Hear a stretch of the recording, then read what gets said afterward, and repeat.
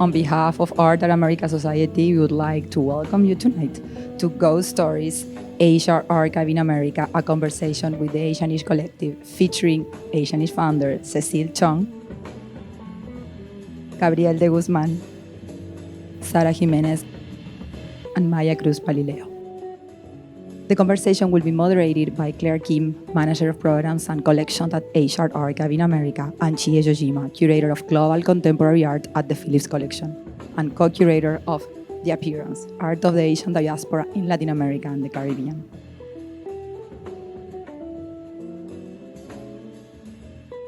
Hi, everyone. Good evening, and thank you so much for being here to celebrate this collaboration between America Society and Asia Art Archive in America in the exhibition Ghost Stories. If you haven't seen it, I invite you to go downstairs after we finish this conversation. The galleries are going to be open. So I'm just going to tell a little bit how this panel is going to be structured. We're going to start with introductions. I'm going to start, and then Claire Kim is going to introduce herself and the project, and then all of the co-founders of the Asianish Collective. And they're going to also talk about their history of foundation, etc. And then Claire and I brought 2 prompts so that we can start a conversation, and we're going to open for the audience. So my name is Tie. I am one of the co-curators of the exhibition The Appearance that I organized with my friend, Yuji Rafael. Yuji is a curator and a researcher based in São Paulo, specialized in the art of the Asian diaspora in Americas. Unfortunately, he's in São Paulo, so he's not here tonight with us. We have been thinking about this project since 2018, thinking about the experience of being diasporic, about issues of national identity and how that, where the Asians in those diasporas fit within those given narratives of national identity, being in a lot of conversations with artists and colleagues until we came up with the Appearance. And The Appearance is the title of the show that we borrowed from an artwork that is displayed in the first gallery of the exhibition. It's a title that it's very malleable, and it's kind of formless. You know, it means so many different things. It means like physical appearance. It means apparitions and ghostly figures to appear, and its opposite to disappear, and etc. And we wanted this title to be malleable because the last thing that we wanted to do in this show was to create and fix ideas of what Asian diasporic art and artists should be, etc. So we really wanted this to be generative. Now, moving to why we are here tonight. When Claire and I, we met each other in the context of one of the many Asianish gatherings.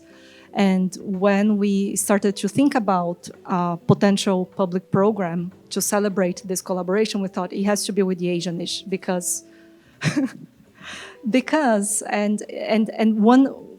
it's a very special group, and one thing that we struggled with was how to characterize the group, how to give words to what the group creates, and I'm really interested in this challenge of, you know, is it about home?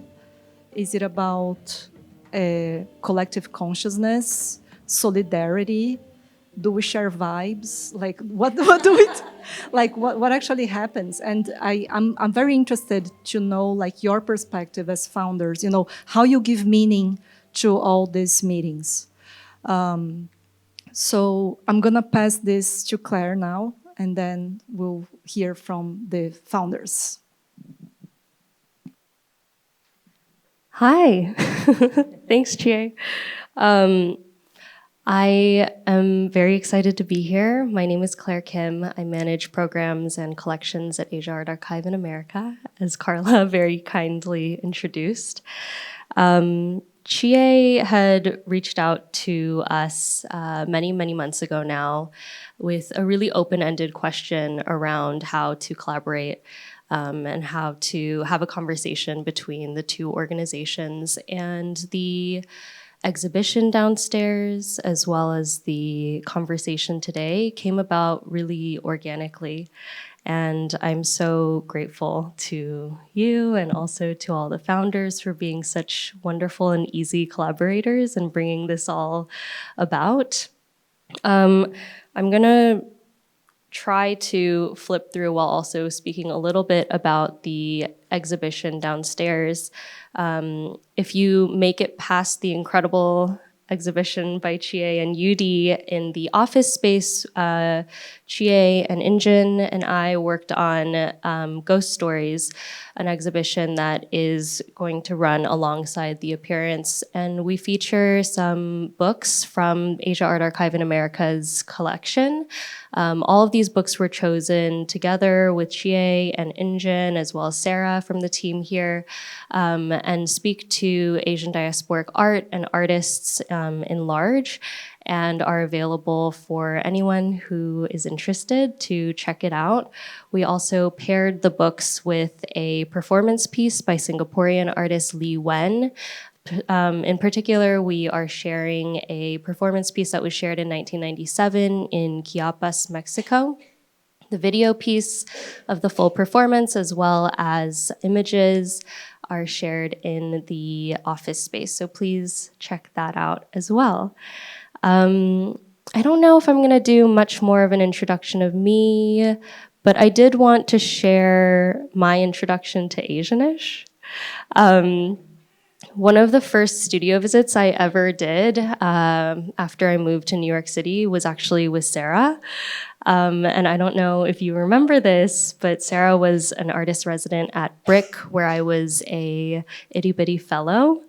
And I was still in the process of, as we always are as curators, like putting on that title of curator and feeling kind of uncomfortable with that title. And I remember how open and kind Sara was in sharing her practice with me, and also legitimizing the questions that I brought to the table. And then also, of course, immediately plugging Asianish. And that was how I ended up on the incredible kind of e-newsletter that is Asianish, and continued to be a part of my growth and journey as an arts worker in New York City for the past 10 years. And this kind of came together because Chie and I, in our early conversations, were really talking about our origins, but also where our comfort spaces are within the highly competitive, really intense contemporary art sphere that exists in New York City. And this wasn't, like we didn't have a set idea, but we just kept coming back to this gathering. And I think while we were in discussion, we also ran into each other at one of the gatherings for Sara's birthday a few months ago. And it just kind of fell into place. And so I'm just very, very excited to hear more about the origins and hear more about plans for future. And I feel very lucky to be here. Yeah, I think I'll hand it off, and then I'll flip through some images. Yeah? Hi, everyone. I'm Maia Cruz Palileo. Happy to be here. Thanks for having us. So good to see everybody. Just introduce myself. I am an artist here in New York. I'm mostly a painter. I also make sculptures and other things. I'm interested in a lot of things, but mostly paintings and sculptures. And I don't know. I'm just so happy to be here. I also, in my work with stories, ghost stories, and archives. So it's like a very good mix of things, kind of just curious about my family's history and the relationship between, the Philippines and the United States. And I've known Sara, Cecile, and Gabriel since, I don't know when, since 2008. maybe earlier. Well, Cecile and yeah, anyway, it's kind of like been a long time. So it's very exciting that we're here. And I'll pass it on. Should we just do intros around and then go back? Okay, great. Hi, everyone. I'm Sara Jimenez. I go by she, her. I'm also an interdisciplinary artist. This is an image of us from 2018, which is really funny to see. We'll talk about that in a little bit. But my dad's from the Philippines. My mom's English Canadian. I grew up in Maryland, but I've been in New York about 17 years now. And I do a lot of ceramics. I laugh because Maia first started doing ceramics, and then I followed them into the ceramic studio, and now I'm also doing ceramics. And installation and sculpture. A lot of my work also deals with archives. I have a bunch of work where I was looking at a lot of colonial textbooks written by the US about the Philippines and using that as source material to create sculptures and installations. And then recently, I've been looking at ancient histories and thinking about migration, celestial navigation, and relationships between the Philippines, Southeast Asia, and then inevitably the Americas. Hi everyone, I'm Cecile Chong. También quiero dar las bienvenidas a todos. Gracias por su presencia. So I make painting, sculpture, installation work. I'm also love to do public artwork, and I flirt around with video. I'm also going to be making ceramics, Sarah. My work is about cultures coming together, encountering, and also what is the interpretation of that process. And also about the commonalities that we have with each other and also with nature. I was born in Ecuador to Chinese parents. I also spent 5 years of my early teens living in Macau with my grandmother. So I feel like my work also refers to ideas of migration. I love to do research on the Silk Road and the Manila Galleon and how cultures came together, import and export from Asia to Europe via Latin America. Yeah.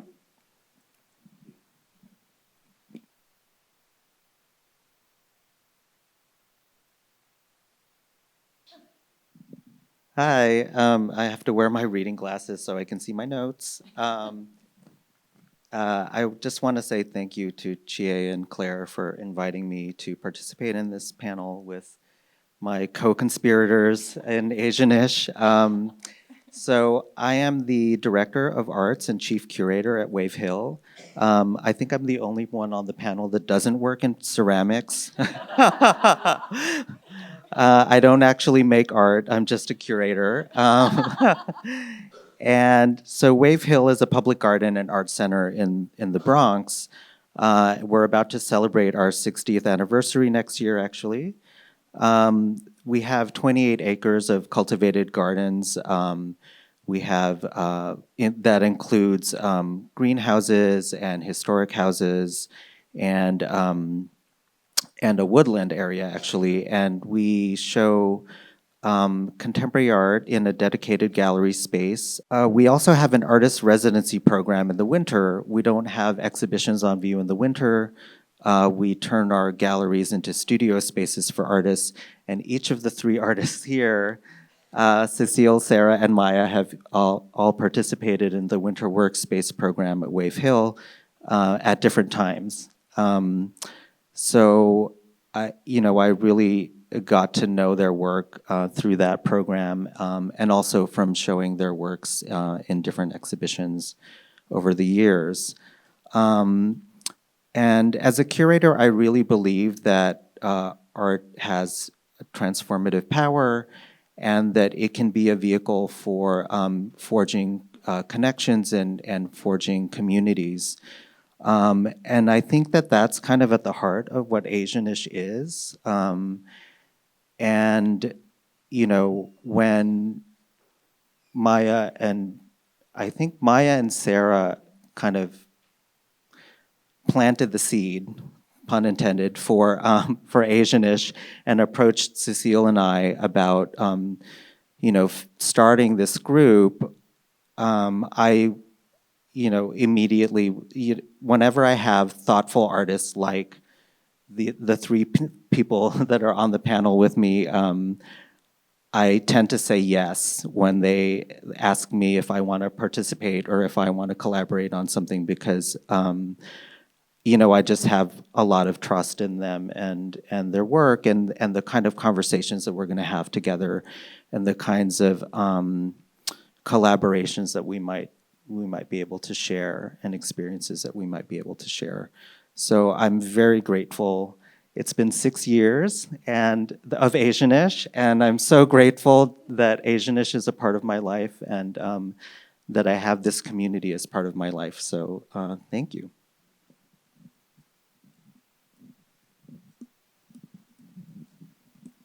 Do you want to? Oh, yes. I just wanted to say that I think we joke about this, but I do think part of Asianish is that we constantly are saying to one another that we are not ambitious, that the group isn't this formal thing that is meant to have a goal or specific outcomes, that for us, it's always been, how do we keep it porous and open? How do we let anyone who identifies as being part of the Pan-Asian diaspora in whatever way enter and be able to be in conversation and gather? And I think that this idea of gathering and is sort of at the heart of it, where there's no mode of production that is seen as valuable in a kind of capitalist sense, that the value is just in this kind of being with one another, and that the group itself can self-determine and shape. We have amazing artists here, Jody, Linky Cha, Rochelle Dang. Forgive me, I'm a little nervous, so I'm gonna miss others, but it's, I think it's always, I even hesitate about the word founder, yeah, I feel like the language is interesting because I think at the heart of all of our practices, whether it's curatorial or artistic, we always confront language in a way that constricts the kind of modalities and ways of being that we're trying to embody or manifest in something visual. And so I feel like language is really insufficient with some of these things. And do you want to talk about the very first gathering at your place? Yes, I do. So that picture that we showed you earlier, oh my gosh, there's me and Gabriel in 2011. No, 2011. Yeah, that was a long time ago. Can I say? Yeah. Okay, so the image on the top left. Oh, whoa. It was that a post-opening How I Met Maya in 2008 when we both got the Joan Mitchell MFA grant. So that was after the opening of that show. And then in 2011, Maia and I, we were also part of AIM at the Bronx Museum, Artists in the Marketplace. And we both exhibited at Wave Hill, where you were working as I was a curator of visual arts. You were not the director yet. Right. Or actually, I was the assistant curator at that time because I just started in 2010, and Wave Hill was one of the venues of the AIM Biennial that year. Yeah, so there I am. That's why I'm wearing the same shirt, actually. It's the same event. I'm not wearing the same shirt 2 days in a row or whatever. It's the same day. It was an artist talk at Wave Hill. And then the bottom right, it was from 2013, where Gabriel curated a show at Rush Arts called dimensions variable, right? Yes, that's right. I was like, And what is that, the title? that's how I met Sara. So yeah, so that's how I met everyone. That was my experience. And in that exhibition that I curated at Rush Arts, I was looking at multicultural identity in that work. So yeah, so that was kind of when I started thinking about this idea of, identity and diaspora and coming from multiple cultural backgrounds and how that informs your work and your life, really. Yeah, and that's what we talked about in our very first gathering. So there's a organization called NYC Creative Salon. Maybe some of you have participated in one of those or heard of it. They have a website, and they were inviting artists to invite like a group of, I guess, 10 to 12 people to have a discussion that was recorded and would become available on the website. On a certain topic. So I had participated in somebody's, and then the organization asked me to host one. So when I was asked to host, they gave me the subject was identity, and I had invited a bunch of people, not all artists. There were some writers and some other people, just people whose work I really admired. I invited them, and then not everybody could come. So the people who could come, I asked them to then just invite one other person. Just invite anybody you want, and we won't all know each other. We'll have this conversation. And yeah, it turned out everybody was some sort of Asian from some, and we had a very, we just talked for about an hour about this topic. It was very free. It was kind of organic, and after that, we sort of felt like we had a lot to talk about, and I think Sara and I had coffee or something after that, and I think what I'm remembering now is that we sort of felt separate, like. I don't know, Sara knows everybody, but I didn't know that many people at the time. And so we kind of were thinking that it might be, good to sort of try to organize. At first we were trying to do it monthly, but it became bi-monthly. Small gatherings at each of our houses based on the topic, and just kind of keep it moving. And that was sort of the very beginning. Yeah, I feel like we were thinking, let's have it be potluck, food, gathering, and then some kind of topic of conversation.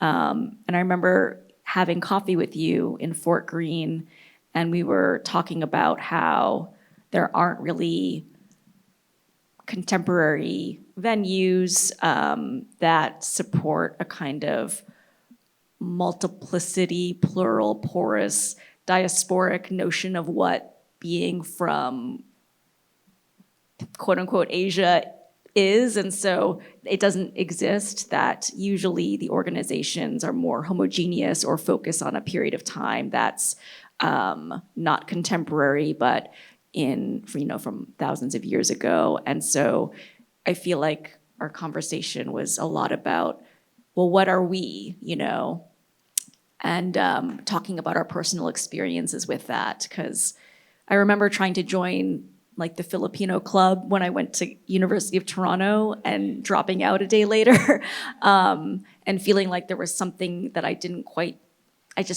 feel quite like connected or that I belonged. And I feel like we identified a lot on spaces that we felt like we should feel at home in, that we didn't quite feel at home in. And then what does that mean in terms of our own sense of who we are? But then in talking about it and in talking to you about this kind of blurry space where some, we're from many places at once, and there isn't a fixed idea, I feel like that is how the ish came about. That's how I think maybe Cecile came up with the name. You're always good with the names. You're like, what about Asian-ish? Like kind of Asian. And I feel like the ish sort of is a nod to diaspora and plurality, but also is, you know, kind of tongue in cheek, because how do you name something like that? Yeah, as English is a third language person, I do love the ish. It just sounds like very elastic to me. I also want to add that it's obvious I'm among 3 Filipinos-ish, but I'm the one who could actually pronounce their last name correctly. So when I met Gabriel, when I graduated from Parsons, I was very in tune of looking at who's in the arts with the last name that I could connect to. So when I saw Gabriel de Guzman, I said, "Who is that?" You know, and then later I met Maia Cruz Palileo and I met Sara Jimenez. So perfect. And it's very sweet to talk about the beginning. We started, the 4 of us, and then the following time, 2 months later, we met at my place. So I think we were 10. And now we are actually, the last number that I checked a few days ago, we're 236. So 240, actually, Oh, because really? plus As of today? the 4 of us. Oh, okay. No. 240. So if But you're, just to say, if anyone here, it's you just Yeah. you just say, "Can I be on the mailing list?" And that's how you're on the. It's Yeah. nothing special. You just let us know that you want to be part of the mailing list, and that's how you get Yeah. at it. And please There's raise your no hand if you're gatekeeping. if you're Asianish. Please raise your hand and like who's part of our team. Yeah, thank you for being here. Yeah, Gabriel, you want to add something? Um, yeah, I mean, I think that I always joke that I'm always the most reluctant one in the group. But like when we were first forming it originally, I think Maya and Sarah had suggested that we would have a monthly gathering.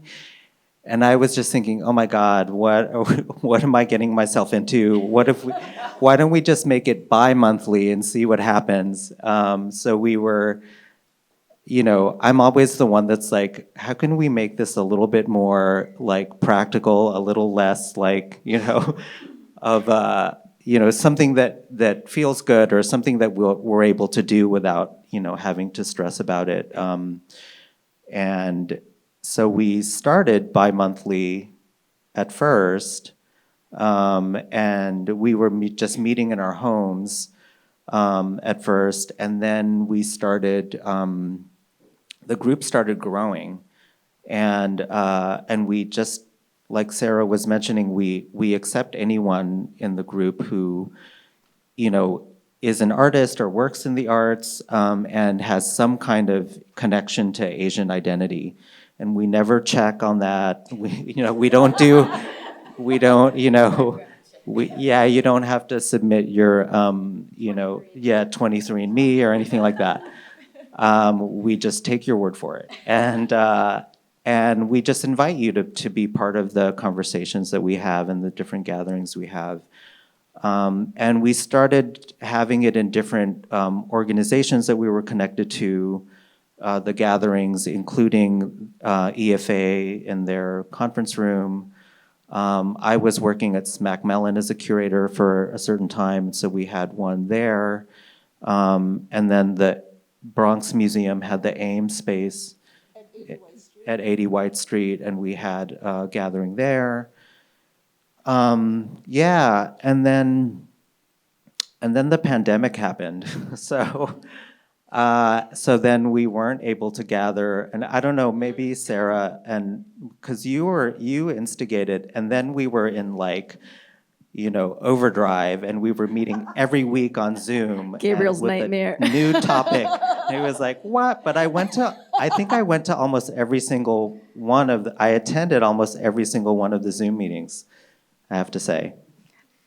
You did.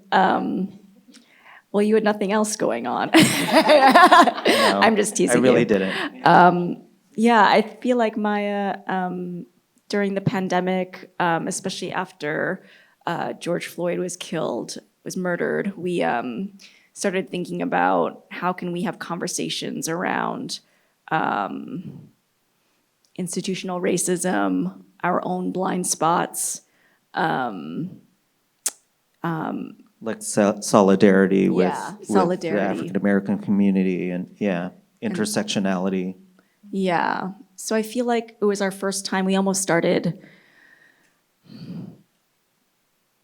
not teaching. We weren't teachers, but we structured a weekly Zoom gathering and invited whoever wanted to facilitate it could facilitate it, and that the main suggested structure was some kind of topic related to racial justice in some kind of way, and then having a conversation, and then a suggested reading that people did ahead of time, and maybe like a Zoom activity, whether it was writing or drawing.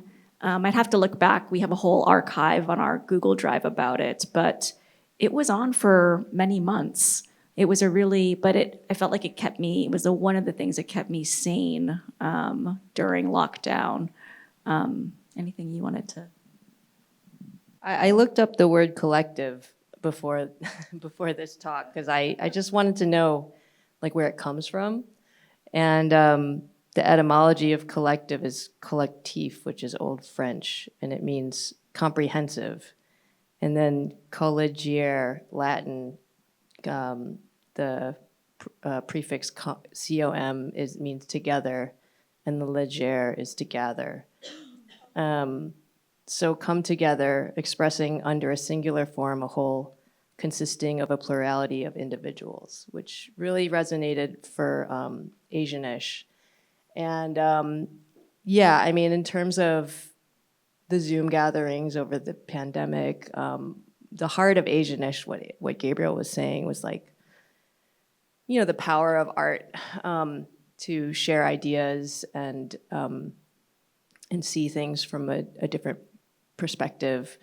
And I just finished reading this book, the Rick Rubin, the Creative Act, A Way of Being, the record producer.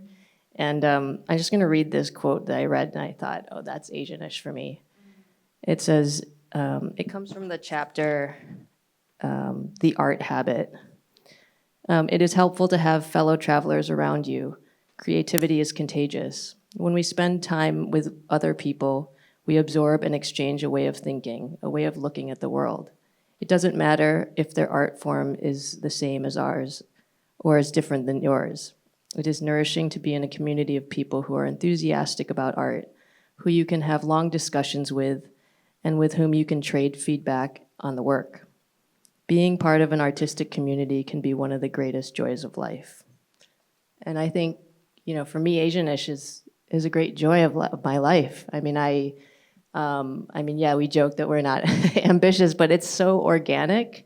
It's not something that that I feel that we've had to kind of push through or struggle or, somehow things always come together and they just kind of, they have like a flow, as Jia was saying. And I don't know, it gives me like a lot of trust and just a lot of joy. Because in the beginning, sometimes the discussions can get pretty intense. It's stuff that we never wanted to, we don't record anything. We never, everything is just in person during that time, happening as it happens. And in that way, I feel like that's how, for me, a safe space was created to just have these conversations that were not necessarily censored or that were going to be watched. There's not a performance. So I feel like that, it's taught me, it continues to evolve, but it's also taught me to, just be with other people and to sort of speak freely, especially in this day and age when everything is, broadcast later, like this.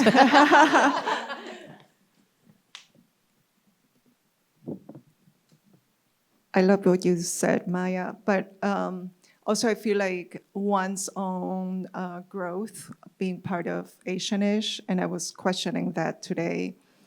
And I was thinking how it definitely comes from a place of generosity, being in a collective like this. And there's also a deep sense of respect, right? Because if there's no respect, there's no type of relationship could function. But for me, I really learned about being part of like team mindset. It's not just what I think, but what is good for the team, what is good for the collective. And I taught in New York City public schools as an art teacher for 29 years, and being the lonesome art teacher in the classroom, that when I was done, I really wanted to collaborate. I really wanted not to be by myself or making all the decisions. But as an artist, I still love my solitude in the studio. So being part of Asianish really pushes me to think about things differently, make decisions in a group. So I felt like I have grown so much, with you guys. I agree. And just to add on to that word, generosity, I think that what also makes it special for me is that it's not,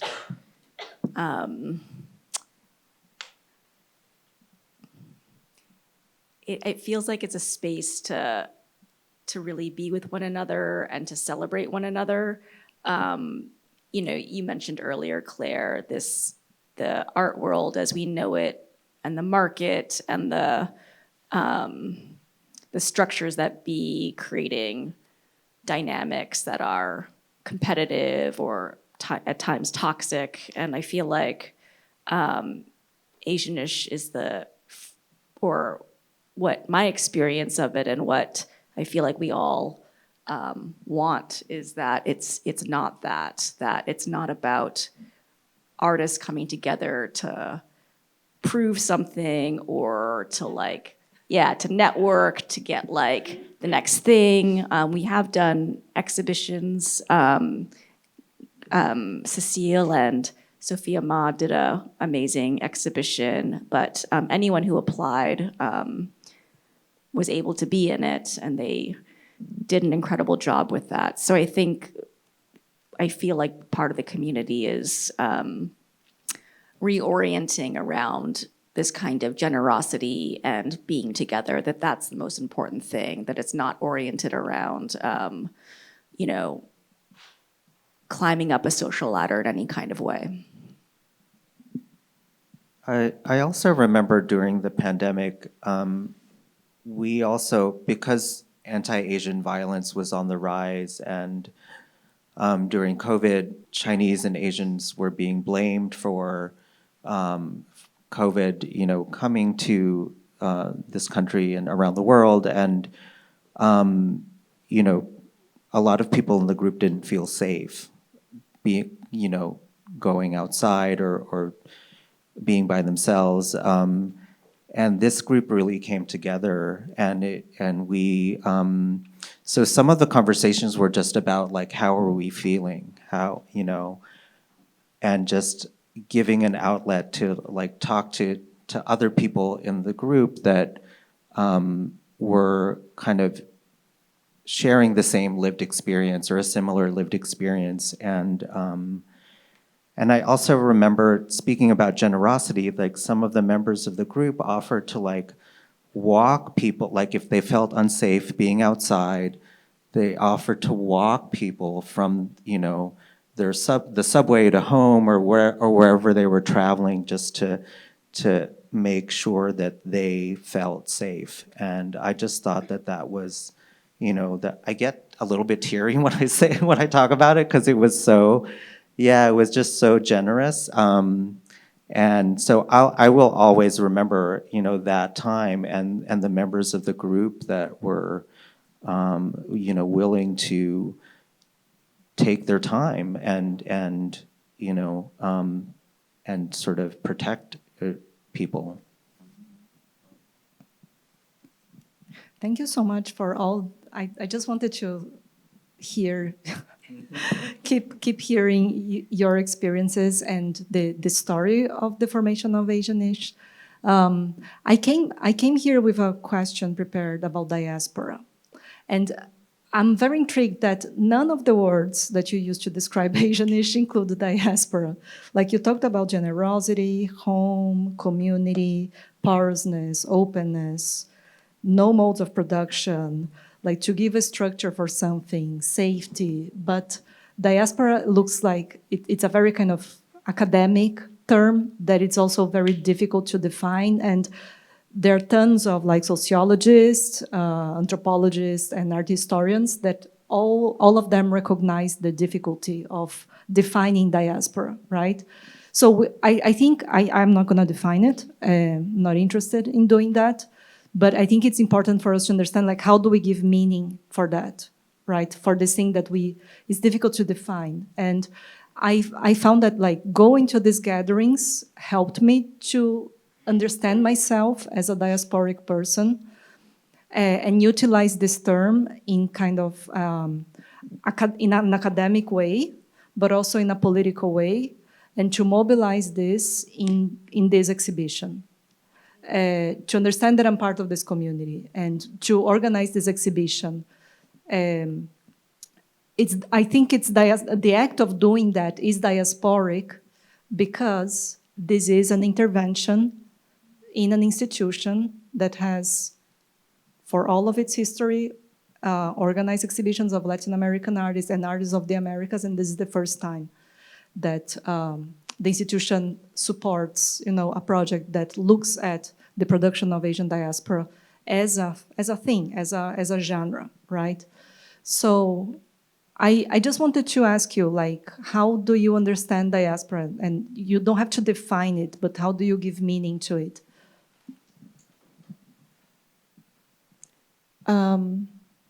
Well, Chia, I also want to say through your intervention, I also met you through Asianish and through Tao Lei Goff, who generously introduced me to you. And I know Tao always mentions about diaspora and ideas of home and ecology. But for me, diaspora, of course, the connection to home, it took me the longest time to be able to describe what is my idea of home. And it's just in the past few years, I realized I refer to China as my ancestral home. And I feel that I was fortunate because I lived there for 5 years.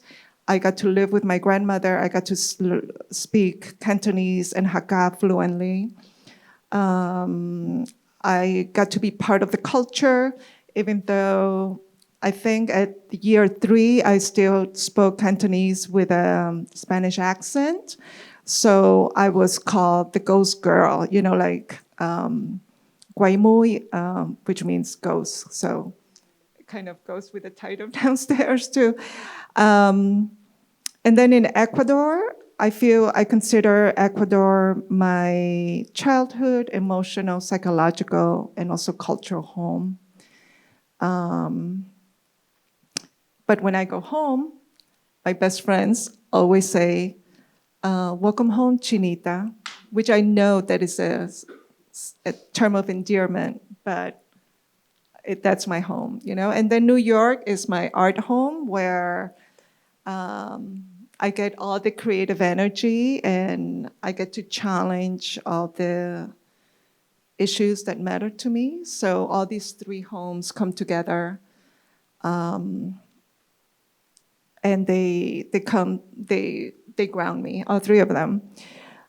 When it comes to diaspora, it makes me think people leave their home because they have a need to survive, or they have a need for better opportunities, right? But as we know, nobody really wants to leave home. And I don't have an answer of what diaspora is, but having been a school teacher for so many years in immigrant communities in New York City, in Corona, Queens, Elmhurst, Queens, and Sunset Park in Brooklyn, I felt like I experienced, seeing my students, their experience of migration, of diaspora through through their young bodies and minds, and them being 12-year-olds. And also the process of remapping, when you go to a new place, when you arrive, how do you survive? How do you figure things out? What reminds you of home? What are the familiar things that will help you live in this new place? So I feel like also diaspora, when you read it, it doesn't sound contemporary to me. It sounds like from the past. Maybe because my grandparents and were the ones that moved, so I came to study. So everyone is very nuanced.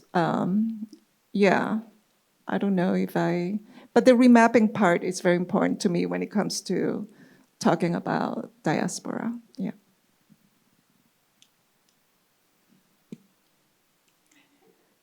This is such a great panel because Chie and I have to get to hang out while you toss back and forth. It makes our job so much easier.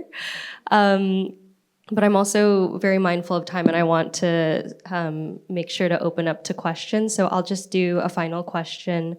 I wanted to ask about the tools and the mechanisms and even maybe the rules that are put in place to kind of facilitate this openness. But I feel like that question was really answered throughout the conversation today. So I would love to hear a bit about your hopes for Asianish moving forward. They could be big, grand goals, or it could be something that you want to do in the next couple of months. And then we can open up to questions.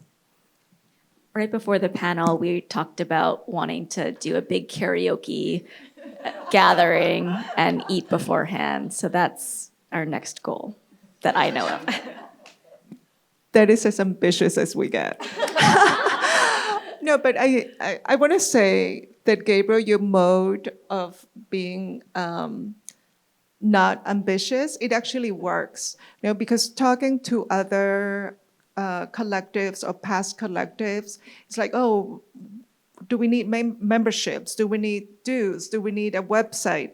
We have thought about all these possibilities, but it has not happened, and it's working. And I feel like depends also on the climate. Like at the beginning, we had all these gatherings, and we needed that.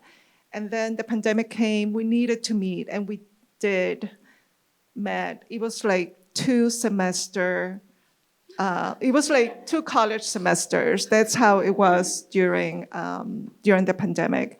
And then we needed to have an exhibition because we wanted to raise the voices of Asian American artists. I'm like, damn it, we're gonna do it. And now we just need to relax and chill and meet once in a while and eat together. And now we're gonna do karaoke. So it flows. I remember when Cecile, kind of suggested that we have an exhibition. I was sort of like, that's fine as long as I don't have to curate it. Because I'm a curator, I'm a full-time curator, so I was like, I don't know if I can curate a whole exhibition of, 45 plus artists in my spare time. So then Cecile offered to co-curate it and found Sophia, and anyway, it was a beautiful exhibition, and 2 venues, 45 artists? 45 right? artists. Yeah. Yeah, and I want to thank you, Hannah Tierney from 5 Miles. Thank you for offering us your beautiful space. We were able to fit 33 artists in that space. And thank you, Hannah. And we had 12 other artists at Tiger Strikes Asteroid. But Hannah, thank you for your support.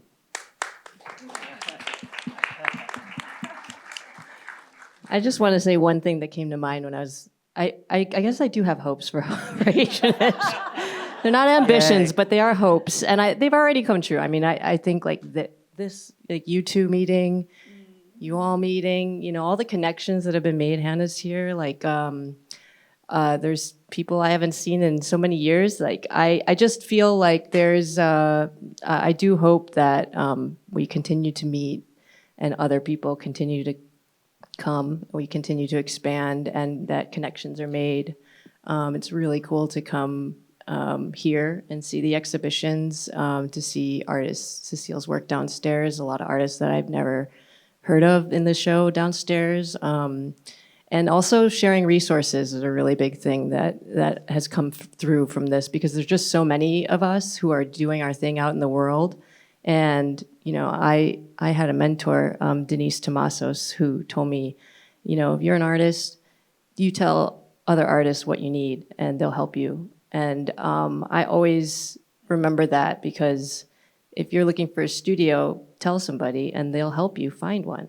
Like, artists help other artists, and I think that that's at the heart of Asianish too, and also just not just Asianish, but in general, you know, to continue to connect and just show up. Like, you never know who you're going to meet. Sometimes it could be awkward, but in general, you'll meet somebody and you'll have a conversation, and it just continues to flower. So. I also really love the way that Asianish has sort of grown organically, and it's not just the four of us that have been organizing events for Asianish.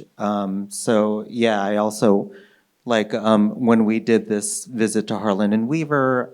That was Jane. Yeah, that was Jane Kim who worked there, and she invited Asianish to come and do a visit, and, you know, gave us a tour of the facilities and talked about the work that they do with printmaking. And Asia Art Archive in America, that was another, was it Foreign who? No. Who invited us? Yeah. Christina. Invited us to do a visit there, and we got a tour of the exhibition that they had on view, and you know, so it's sort of like this beast that is Asianish has like grown and like, you know, gone way beyond what the four of us are kind of able to do, and it's been really, really wonderful. So yeah, sometimes I'm just like, how did this happen? But it's really nice to kind of see, you know, the sort of organic growth of it without having to, like, you know, as Maia was saying, push through or, like, I don't know, force anything.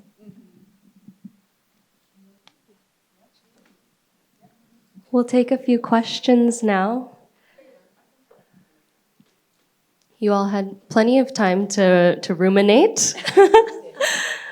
Oh, I think we have a hand in the back. Carla. Oh, did they get shy? No, there they are.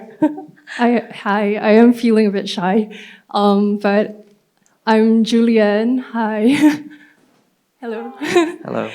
I'm very grateful to be here and to be able to listen and learn from your experiences, and also to experience the exhibition downstairs. I'm interested in transversal affinities across diasporas, and I'm based in Berlin, where I'm working in sort of like between three groups that explore this in three different ways.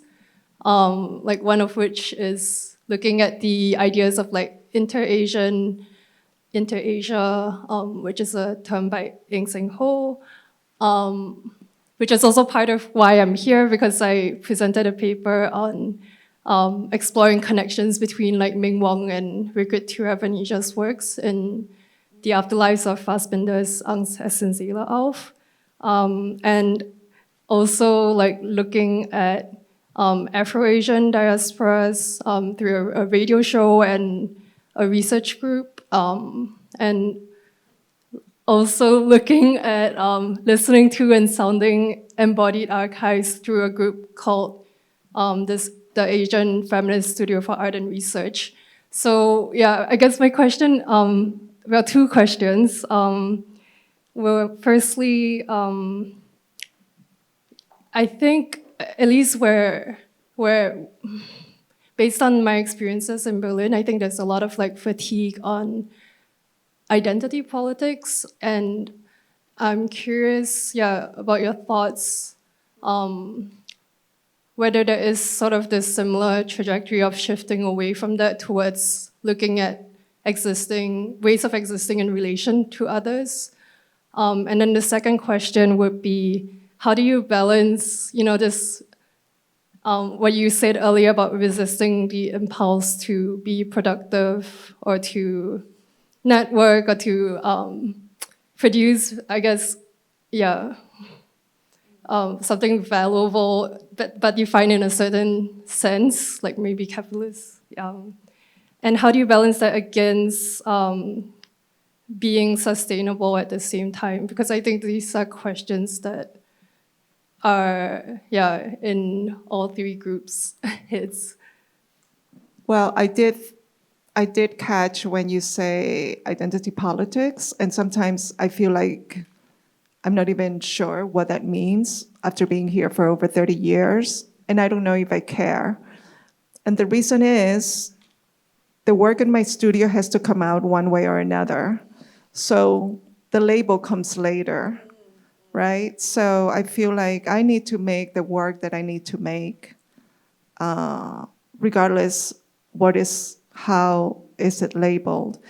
And I feel like there has always been elements of nature in my work. And I feel that my work comes from a very personal place. So my ideas of my connection with nature comes from the time that I lived with my grandmother and not being able to be with my mom, and also being in a new place and trying to remap where I was as a 10-year-old, but finding comfort on a tree, a rock, the moon, the sun. I'm like, oh wow, yeah, there was a rock in Ecuador. There was a tree. There were birds. The sun and the moon were there.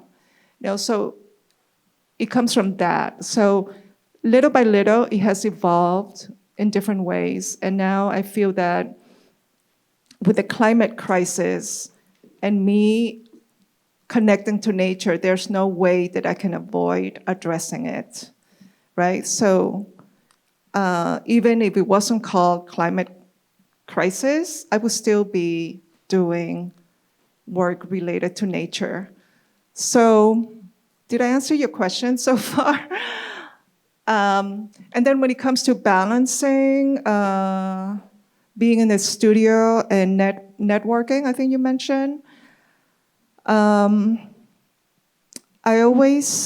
realized from having a day job for 29 years, and I always tell this to younger artists that I coach through NIFA, is that at the end, it's not about balancing your time, it's about balancing your energy. So you have to check on your body what days you have to really work hard in your day job, and those days, maybe you can do something else and not go to the studio, but set up some time where you can be in your studio for a big chunk of time that is so delicious, and you will little by little prioritize your life to add another hour to the studio time. And little by little, you will have that precious time on your side. And I hope this would help. Thank you. You're welcome. I really like what, is it okay?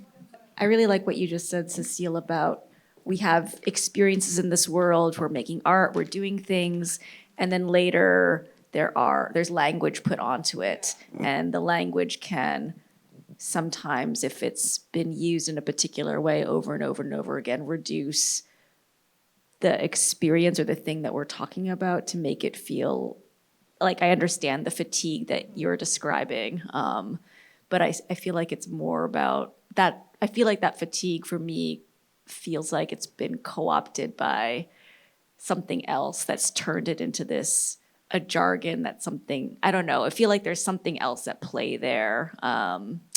That has subsumed the word and like the idea of identity politics versus the thing that you're making, like this, the language versus the experience. Maybe I'm not making sense, but those were some thoughts that came to mind. And then the other thing I was thinking about was you mentioned how do we continue to gather and maintain the kind of energy that we want?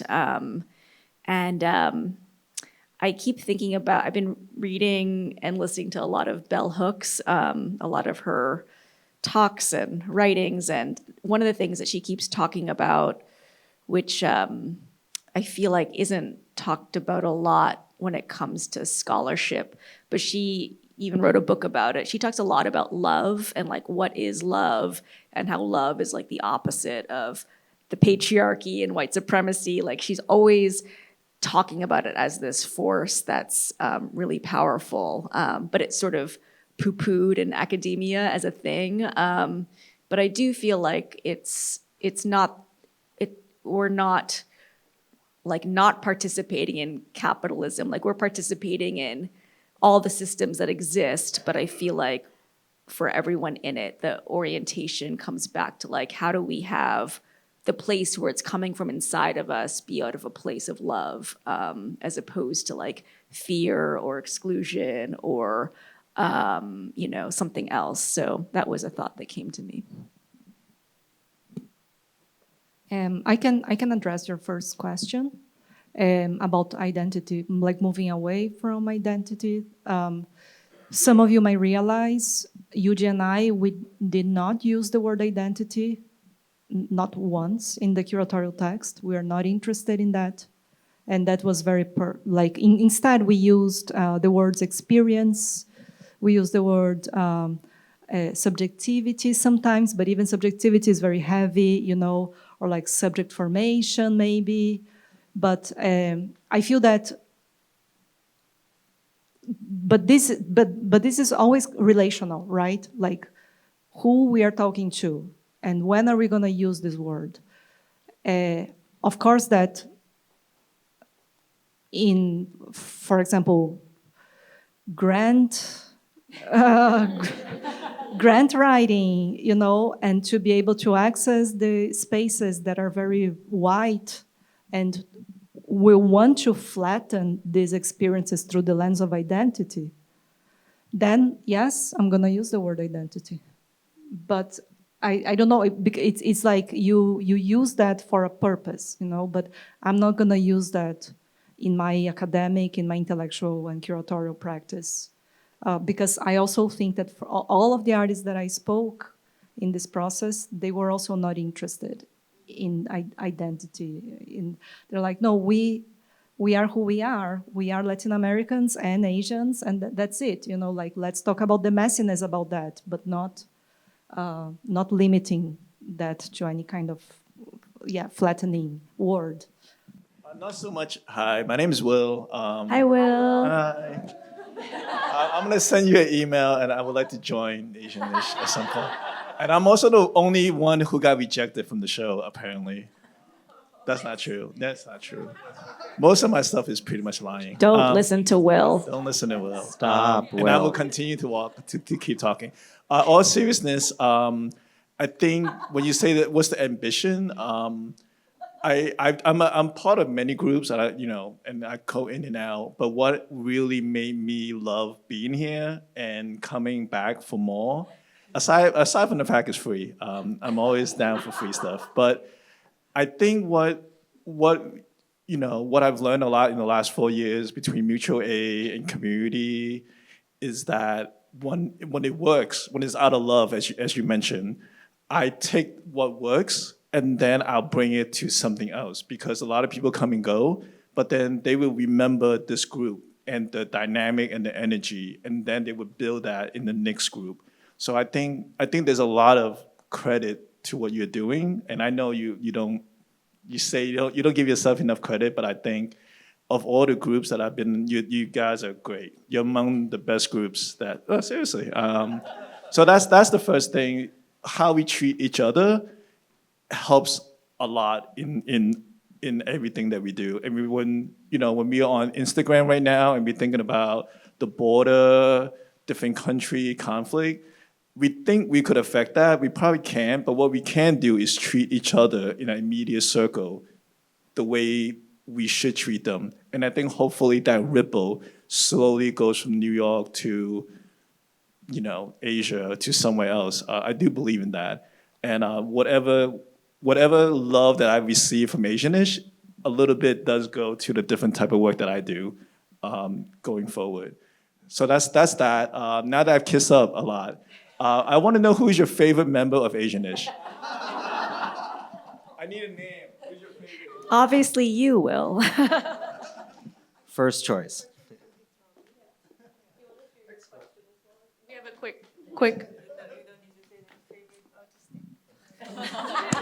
She answers Will. Okay, my question may not be the short answer thing, but in the previous century, there was a group called Godzilla.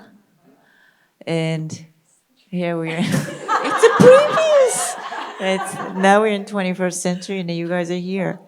And I wonder how, and it's having a moment of being historicized and archived. So we have some overview of what it was and what it did. It's a different zeitgeist and in different context we have. But how do you see yourself in contrast? And then how different, and then what do you share, in fact, and but how different you would intentionally like to be? Actually, one of my big hopes was that we would connect with some members of Godzilla, and we did. We Arlen Huang had the show at Pearl River, and he hosted us, and Paul Pfeiffer was there, and Bob from Bob Lee. Yeah. That was awesome. We got Eugenie came to our Yeah, and openings Eugenie, yeah. Yeah. Eugenie Sai, yeah. Yeah, that was a big hope Yeah. of mine to connect with them. And I think I was thinking about that because I think what they talked about a lot was the desire to have representation. And I think we're a little different. I don't know. I don't think that's not really our main goal as a group, but it's related. I think it's related because the reason why we got together was because we felt that everything was sort of separate. And yeah. Yeah. I think for at least what I think that what works for us is being there for each other.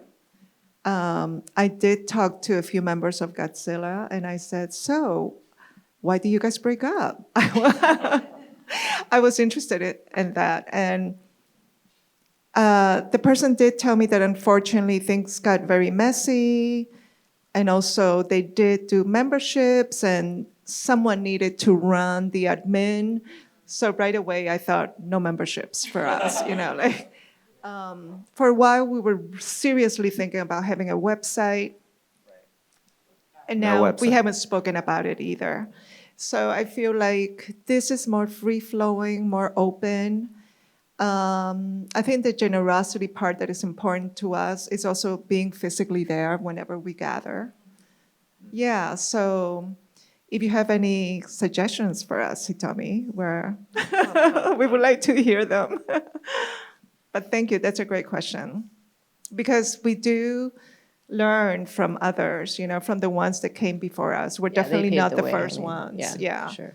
Mm-hmm. Actually, Maia and Sara, you guys were very inspired by a few groups before you guys had the idea for Asianish. Yeah, Kundiman, Kundiman, the writers group. Sarah Joseph. Gambito. Yeah. And Joseph Legaspi, the poet. Also, there was another Yeah. New York or something like that. Mm-hmm. Yeah, there were a couple of other groups that were sort of our predecessors that we looked into. Yeah, and we always make a decision as a group too. Like we never, and even if one of us might, be hesitant, we always kind of just talk it through and like what we're thinking, and if somebody has reservations about something, or can communicate why, why we should do something or why we shouldn't, then yeah, we all end up agreeing. It's weird. I don't know.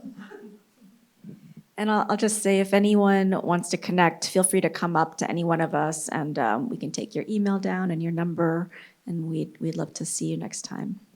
There's a WhatsApp group. And a mailing list, that's all. Oh, yeah. Instagram, And Instagram. Asianish 2018. Yeah. Because Asianish was already taken, and so we did. Oh, yeah, sorry. It's on. Sorry. No, I just wanted to give some space for Cecile to talk about her work in the show. Yeah. Is it? I'll do it it's fast. there. And I'm really happy that Chia and Yuji picked this piece. They are my blooming wawas. Wawa is a Quechua word, native language from Ecuador. And a wawa means a child or a baby. So even though it's Quechua, it really now is part of everyday life. Everyone say, "Donde están mis wawas? Where are my babies? Or where are my children?" And I use this form, these sculptures, to represent humanity. The best thing also is that I actually made them at Wave Hill when I was there with Gabriel. And for the first time as an artist, and being a city girl, I had a residency in a garden, being very close to outdoors, and I had the compost heap as the extension of my supply closet. So that was a lot of fun. So I went to the compost heap and I was just like playing around, see what I could pick, see what was talking to me. And I found these hydrangeas, I found these tree barks that really talked to me, and I took them back inside the studio. And years ago, an uncle, un tío from Ecuador, told me that the natives in Ecuador have the tradition of swaddling their babies very tight. And a good swaddle was when the babies could stand on the table like a bottle. So I got obsessed with that image. And and these are, so I created, these are my wawa sculptures. I literally swaddle bottles that actually the condition form from here is said something shakes inside, because there's actually, the inside form is a bottle of water. And I also love that there is idea of water inside. There's something fluid, something from nature. So it has air dry clay, and then I embedded the material, and then I dipped them in encaustic, which is beeswax melted with natural resin. And these are the only three that I have made like that. They look like really like floral, or the caps that traditionally babies wore. So they represent humanity to me. It also comes from a very traditional practice in Ecuador. Chia and I, we had a quick conversation about wawas de pan, because November 2nd is actually Dia de los Difuntos, the day of the deceased in Ecuador, where families, we cook a colada morada, this purple corn soup that is sweet, and families also make wawas de pan, like babies made out of bread, and then families, they kind of exchange wawas de pan with each other. Yeah. I think that's what we have for time. This has been so wonderful.